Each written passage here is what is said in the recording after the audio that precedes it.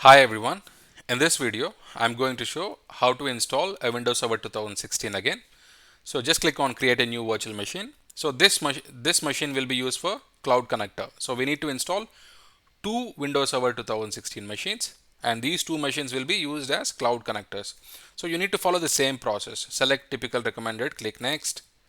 Okay, select I will install the operating system, click next. Select Microsoft Windows, Windows Server 2016, click next. Okay, select you can type this as cloud connector 1. Okay, it is cloud connector 1. Click next, click next, click on customize hardware here.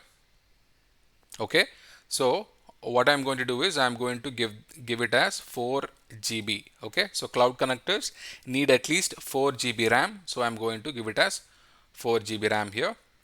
Okay, so click on free stretch,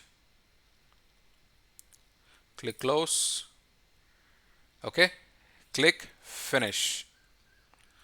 Okay, so once you do that, click on edit virtual machine settings, click on CD DVD SATA. Once again, select the ISO file. Okay, go to downloads, select the Windows Server 2016 ISO. Okay, so once you do that, go to options, go to advanced, select BIOS, click OK, and just make sure that the configuration is correct. Okay, if everything looks good, you can power on the virtual machine. So this is Cloud Connector 1. You need to follow the same process for Cloud Connector 2 as well. Okay, just create a virtual machine, select the ISO, make the settings, and create Cloud Connector 2. So in the next video, we will have a couple of cloud connectors and also Active Directory ready. So I'm going to install Cloud Connector software on these Cloud Connector servers. All right.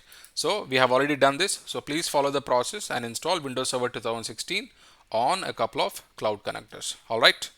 I really hope you find this information helpful. Thank you for watching. I will catch you in the next video. Bye bye.